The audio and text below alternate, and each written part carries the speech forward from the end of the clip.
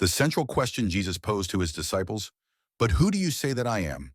recorded in Matthew 16:15, Mark 8:29, and Luke 9:20, remains the most profoundly relevant inquiry for every soul today.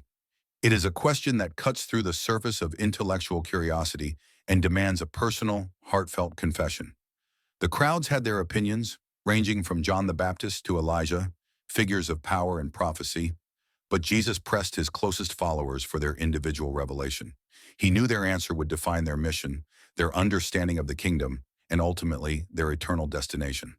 This question compels us to move beyond popular opinion, historical assessments, or cultural acknowledgement of Jesus as merely a good teacher, a moral exemplar, or a notable historical figure.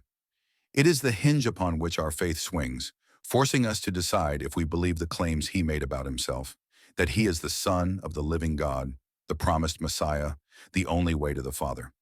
Acknowledging him in this singular role is not merely an academic exercise, it is the fundamental commitment that reorders all priorities and reshapes the entirety of a life. The disciples' initial answer, spoken by Peter, "You are the Christ, the Son of the living God," was the foundation upon which Jesus promised to build his church. It was a declaration of divine identity, a recognition of his unique position as the anointed one sent to redeem humanity. For us, this question tests the sincerity and depth of our discipleship. Do we simply echo the traditions of our fathers, or have we encountered the living Christ in such a way that we can proclaim his lordship from a place of deep personal conviction? To answer, "Who do you say that I am?" is to acknowledge the costly nature of following him, as immediately after this pivotal confession, Jesus began to speak of his suffering, death, and resurrection. This means our answer must also encompass the full reality of the cross. If he is the Christ, then our path must be one of self-denial, taking up our own cross, and following his example of sacrificial love. The question is therefore a perpetual challenge to live out the implications of his divine authority in our daily choices. If we proclaim him as Christ the Lord, then the entirety of his teaching must become the governing principle of our lives.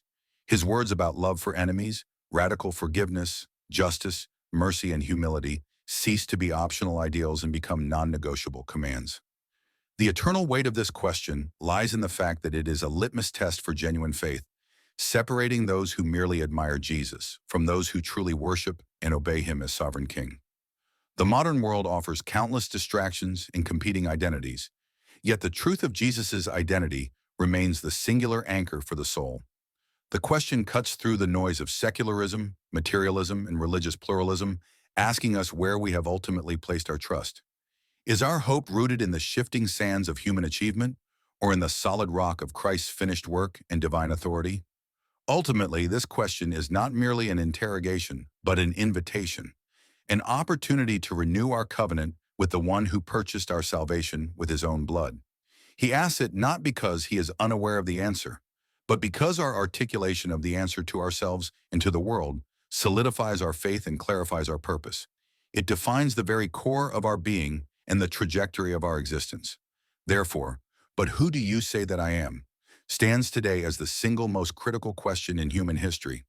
It is the key to unlocking the power of the gospel in our lives, the mandate for our mission in the world, and the final confession that will echo on the day we stand before our King. Our entire life is the continuous, living answer to the question Jesus asked long ago, and its reverberations continue to shape the destiny of every individual soul,